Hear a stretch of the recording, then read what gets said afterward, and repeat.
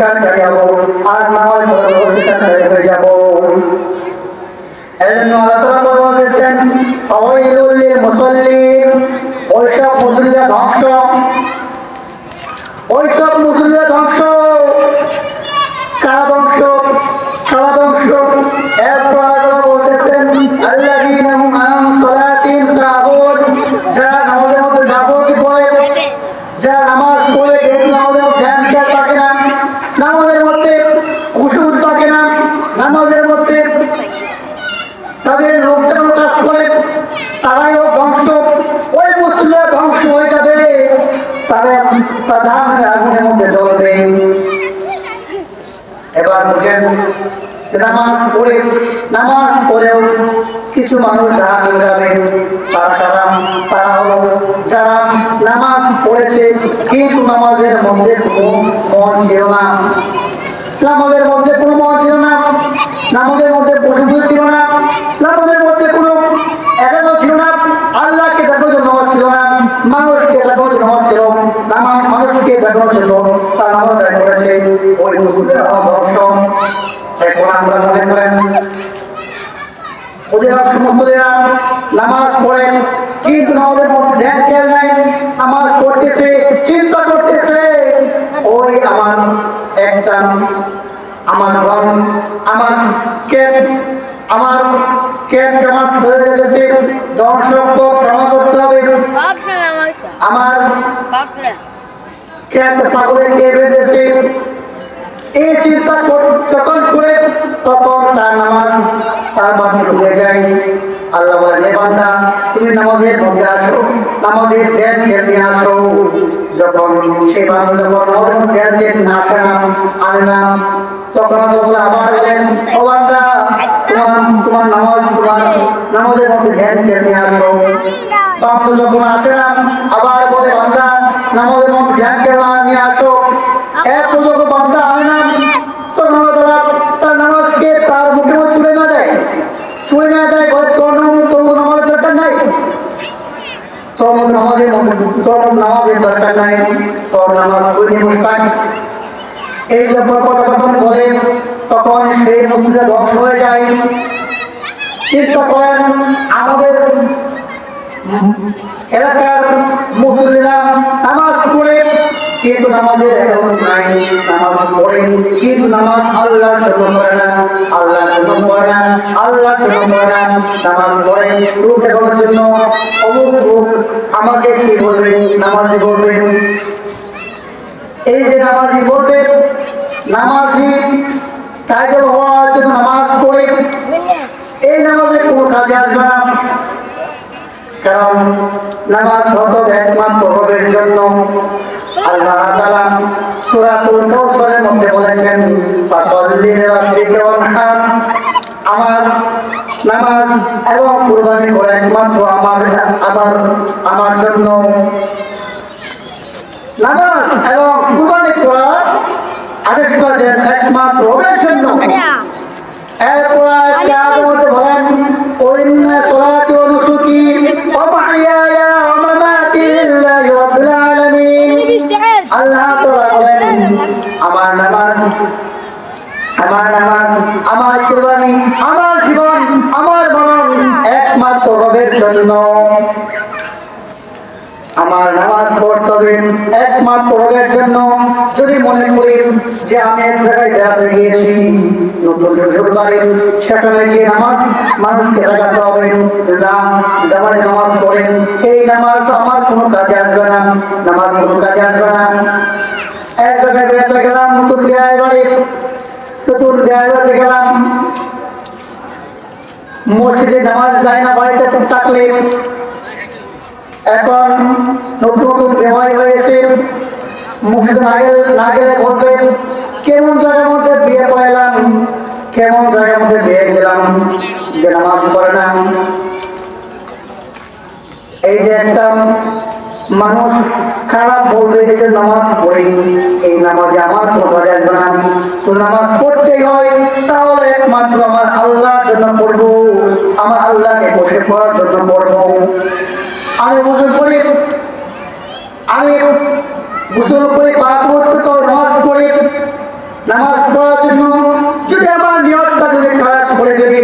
নিয়মটা যদি খালেস করে নামাজটা পড়ে ফেলি তাহলে সেই নিয়মটা হয়ে যায় আমার আল্লাহ কঠিন হয়ে যায়। এই জন্য আমার নামাজ আমাকে পড়তে হবে একমাত্র রবের জন্য।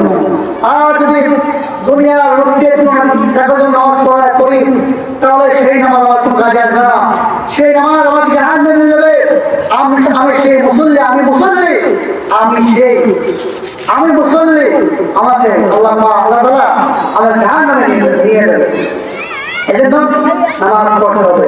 অনেক মানুষ নামাজ পড়ে না, অনেক মানুষ দোকানের মধ্যে আড্ডা মারবে সারাদিন সারারাত, যখন আযান হয়ে যাবে তখন সেই মুসল্লি আর কোনো তারা কাজ করবে না।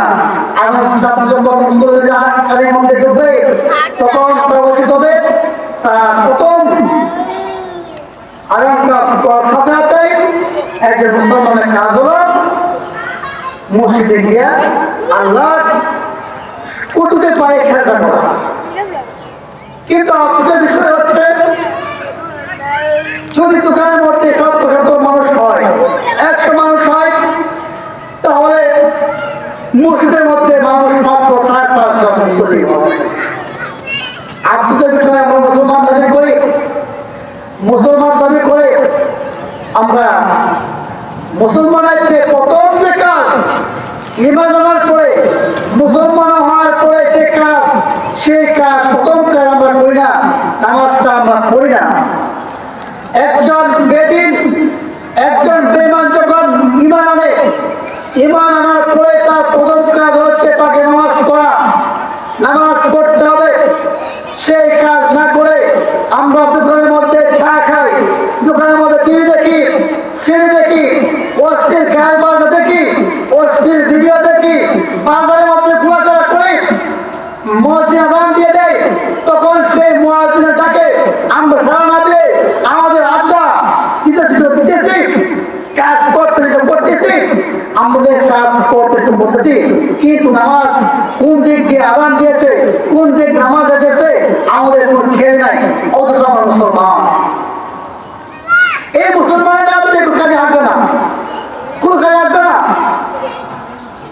কারণ একজন মুসলমানের প্রথম কাজ হলো ঈমানের পরে তার নামাজ পড়া।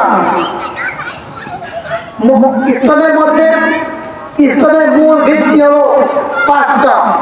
এক নাম্বার হচ্ছে ঈমান, কালেমা, এরপরে হজ, যাকাত, রোজা, নামাজ। এই 5টার মধ্যে হলো 2 নম্বরে আছে।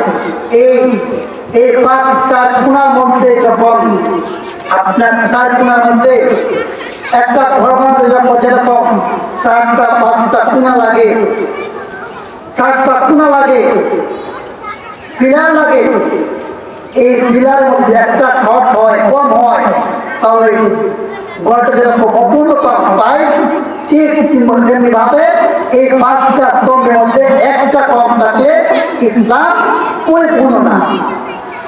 এই জন্য মহতরম হাজিরিন, আমাদেরকে নামাজ আমাদেরকে পড়তে হবে। আল্লাহ তাআলা বলেন আকিমুস সালাতা ওয়া আতুজ যাকাতা ওয়ারকাউ মা'আর রাকিঈন। আল্লাহ তাআলা বলেন নামাজ কায়েম করো এবং যাকাত প্রদান করো এবং রুকুতে রুকু করো।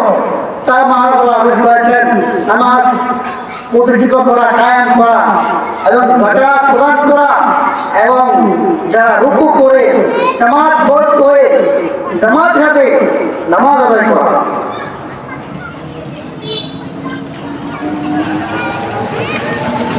এই জামাত হাতে আদায় করা হাদিসের মধ্যে আসছে যে ব্যক্তি ঘর থেকে ওযু করে বের হইল নামাজের উদ্দেশ্যে, তখন কি দেখলো যে নামাজের জামাত শেষ হয়ে গেছে, তখন আল্লাহ তাআলা তার আমলনামার মধ্যে জামাতের সওয়াব আল্লাহ পাক দিয়ে দেবেন। সে জামাত সে পায় নাই, কিন্তু নিয়ত করেছে, নিয়ত করার কারণে আল্লাহ তাআলা তার আমলের সওয়াব আল্লাহ পাক দিয়ে দেবেন। আল্লাহ তাআলার কাছে সবের ভান্ডার, সবের অনেক আল্লাহ সওয়াব দিয়ে দেবেন। শুধু নিয়তটা করার কারণে নিয়ত তোমাদের খারাপ হয় তাহলে আল্লাহ তাআলা আমাদের সওয়াব দিবেন। এটা নামাজ পড়তে হবে। আর আল্লাহ তাআলা হাদিসের মধ্যে এরকমের ঘটনা আছে যে দুনিয়ার মধ্যে সবচেয়ে গুনাহগার ব্যক্তি হলো সেই যে ব্যক্তি নামাজ আদায় করে না। দুনিয়ার মধ্যে সে ব্যক্তি হলো সবচাইতে পাপী লোক, সবচাইতে বেশি গুনাহগার সে হলো বেনামাজি। হযরত মুসা আলাইহিস সালাম হযরত মুসা আলাইহিস সালামের কাছে একদিন এক মহিলা আসলো, এসে বলতেছে, ও মুসা আলাইহিস সালাম, আল্লাহর নবী, আমি তো অনেক বড় একটা গুনাহ করে ফেলেছি, অনেক বড় পাপ করেছি। ও নবী, আমার কি গুনার কোনো মাপ আছে কিনা, ক্ষমা আছে কিনা? মুসা আলাইহিস সালাম বলেন, ও মা, আপনি কি গুনাহ করেছেন? আপনি কি পাপ করেছেন? একটু বলুন আপনার এই পাপের পাপটা। তখন মহিলা বলল, ও আল্লাহর নবী, আমি তো জিনা করেছি, জিনা করার পরে আমার ঘরের মধ্যে সন্তান হয়েছিল। সন্তান যখন জন্মগ্রহণ করে তখন সেই সন্তানকে আমি গোলামি ভরসা করেছি। মুসা আলাইহিস সালাম রাগান্বিত হয়ে বললেন, ও জিনাকারী নারী, ও পাশে নারী, তুমি আমার দরবারে করে চলে যাও, কারণ তোমরা যে গুনাহ করেছো এই গুনাহ করার কারণে আল্লাহ তাআলা হতে পারে আযাব আর গজব দিতে পারেন। তখন আল্লাহ তাআলা সেই বান্দে চলে যাওয়ার পরে আল্লাহ তাআলা বললেন, মুসা, তুমি জানো কি সেই মহিলা তওবা করেছে, আমি সেই তাদেরকে কবুল করে তাকে মাফ করে দিয়েছি। আর জানো দুনিয়ার মধ্যে সবচেয়ে গুনাহগার হলো সেই ব্যক্তি যে ব্যক্তি কিনা নামাজ পড়ে না, তার নামাজের ফরজ হয়েছে কিন্তু নামাজ পড়ে না। অথচ যারা নামাজ পড়ে না তারা মনে করি আমরা গুনাহ করি না। অথচ সবচাইতে দুনিয়ার মধ্যে সবচাইতে বড় গুনাহ হলো বেনামাজি। আমরা মনে করি সমাজের মধ্যে যারা চুরি করে, ডাকাতি করে, জিনা করে, ব্যভিচার করে, সুদ খায়, ঘুষ খায়, তারাই হয়তো গুনাহগার, তারাই হয়তো পাপী। কিন্তু আল্লাহ তাআলার ভাষায় যারাই হলো সবচেয়ে গুনাহগার যারা বেনামাজি। চিন্তা করেন আমাদের সমাজের মধ্যে 100% মধ্যে 100% মুসলমান, কিন্তু যে মুসলমানের কাজ সেই মুসলমানের কাজ আমাদের মধ্যে নাই। মুসলমানের যে কাজ নামাজ, সেই নামাজ আমাদের মধ্যে নাই। অথচ কুরবানি আসছে, কুরবানির মধ্যে পুরো সুন্দর করে আমরা গরু জবাই করি, আমরা গরু জবাই করে খাই, কত আরামসে কত মজা করে খাই। অথচ কুরবানি দেওয়া হলো ওয়াজিব, আর নামাজ পড়া, নামাজ কায়েম করা ফরজ। এই ফরজ রেখে আমরা ওয়াজিবের দাম বেশি বেড়ে যায়। আর এই মুসলমান, এজন্য বলা হয় গুরুকাও মুসলমান, এজন্য বলা হয় গুরুকাও মুসলমান। আমরা একটা মুসলমান হয়ে গেছি যে মুসলমান আমরা যেখানে লাভ আছে, যেখানে আমাদের স্বার্থ আছে, সেখানে আমরা মুসলমান। আর যখন আমাদের লস হয়, আল্লাহ তখন বলে, হে বান্দা, তোমরা নামাজ পড়ো, শীতের মধ্যে উঠে, শেষ রাতে উঠে আমার তাকে আশা দিয়া ফজর নামাজ পড়ো। সেইখানে আমরা মুসলমানের দেখাতে পারি না। যখন জিহাদের ডাক আসে তখন সেই জিহাদের ডাকে আমরা আসতে পারি না।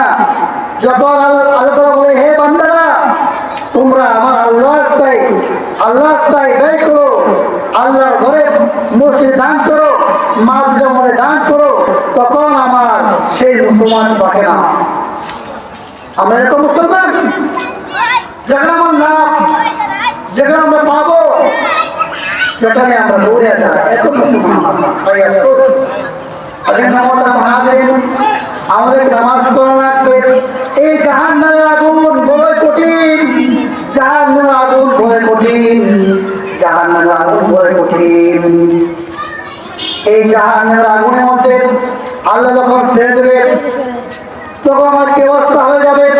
আজকে দুনিয়ার মধ্যে আমরা দুনিয়া চাকচিক্যময় দুনিয়া পাইয়া, দুনিয়ার মধ্যে বাড়ি ঘর ধন সম্পদ পাইয়া আমরা দুনিয়ার দিনকে ভুলে গেছি, আমরা পরকালকে ভুলে গেছি, আমরা আখিরাতকে ভুলে গেছি, আমরা কোরআনকে ভুলে গেছি, আল্লাহ ও আল্লাহকে ভুলে গেছি।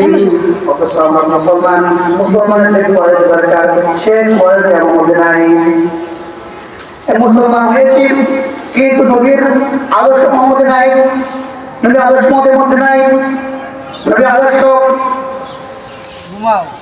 নবী নামাজ পড়েছেন, রোজা রেখেছেন, হজ করেছেন, যাকাত দিয়েছেন, আমরা কিছু কিছু মানি। নবী সাল্লাল্লাহু আলাইহি ওয়াসাল্লাম জিহাদ করেছেন, মানুষকে উদার বেলায় তারা খাওয়াইছেন, এতিমকে তারা খাইয়েছেন, এতিমকে লালন পালন করেছেন, সাহাবায়ে কেরাম দান করেছেন। আর আমরা মুসলমান যখন এই এতিমের আমাদের আমার মাথায় আসে তখন সেই এতিমের হক মেরে আমরা এতিমের হক মেরে নিজের পক্ষে ঢুকে নেই। এজন্য আমাদেরকে যে আল্লাহ পাকের যে আদেশগুলো আছে, নিষেধগুলো আছে, সকল আদেশ এবং নিষেধকে মানতে হবে, সব মেনে আমাদেরকে প্রকৃত মুসলমান হতে হবে। এজন্য আমাদের নামাজ আমাদের কায়েম করতে হবে। নামাজ কায়েম করতে পারি তাহলে আমরা প্রকৃত মুসলমান হতে পারব। এজন্য আল্লাহ তাআলা বলেন ফাওয়াইলুল লিল মুসাল্লিন, ওই মুসল্লির ধ্বংস যাদের মধ্যে নামাজের মধ্যে কোনো একাগ্রতা নাই, কুশলতা নাই, তারা ধ্বংস।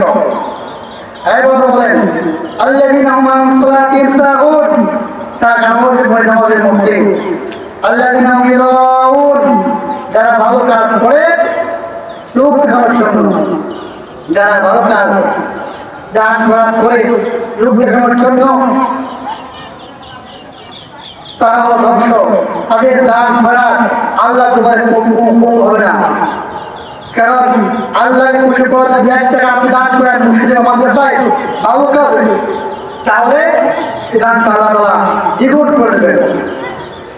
আর যদি মানুষকে দেখানোর জন্য আমি লক্ষ লক্ষ টাকা খরচ করে এদের কাজে, তাহলে সেই টাকা আমার কোনো কাজে মানুষকে দেখানোর জন্য হয়। কারণ এই নিয়ত আমার যদি খারাপ থাকে, নিয়ত যদি হয় মানুষকে দেখানোর জন্য, তাহলে সেই আমার দান, সেই দান ভালো কাজ আমার কোনো কাজে আসবে না, সেই দান হাতে নিয়ে যাবে। এজন্য আল্লাহ তাআলা বলেছেন ওয়ায়ামনাউনাল মাউন, এবং ছোট জিনিস নিয়ে যারা দিয়ে যারা ফুটা দেয়, যেমন লবণ, পানি, পেঁয়াজ, ডাল, ভাত এগুলো দিয়ে তাদের প্রতিবেশীকে সেই পরিবেশ দেওয়ার পর যে আমার কাছ থেকে দিয়েছিলাম, না নিলে তো এই কাজটা করতে পারতাম না। এই পুরো দেওয়ার কারণে আর বলেন যে তারা হলো ধ্বংস, তারা জাহান্নামী। এটাও প্রতিবেশী হক, এই প্রতিবেশী হক আমাদেরকে পালন করতে হবে, আদায় করতে হবে। আমার প্রতিবেশী আমাকে খাইতেই পারে, একটা জিনিস লবণ, পানি, ডাল, বটি চাইতেই পারে, আমি তাদের কাছ থেকে খাবো, তারাও চাইবে, এসব প্রতিবেশী হক। এই যদি হকটা দেওয়ার পরে যদি আমার কুটা দেয়, তাহলে সেই কুটাটা আপনার জাহান্নাম পর্যন্ত নিয়ে যেতে পারে। যেন খুব খেয়াল রাখবেন, আমার প্রতিবেশী হক আমাকে যথাযথ আদায় করতে হবে। যদি আমি মনে করি যে আমি একটা কাজ করবো, আমার প্রতিবেশী কাজে লাগবে না, সম্ভব না। কারণ আপনাকে আপনার দরকার, আপনার প্রতিবেশী আপনার দরকার আছে, আপনি আগে করতে পারবেন না, করতে পারবেন। এই জন্য প্রতিবেশী হক আদায় করতে হবে। মোহতারাম হাজির, কথা হচ্ছে যে আমাদেরকে নামাজ পড়তে হবে, নামাজ পড়তে হবে। নামাজ আল্লাহ তাআলা ফরজ করেছেন। আর বললাম আমাদের সকলকে আমি সহ সকলকে আমার কথা জানবো ওয়া আলহামদুলিল্লাহ।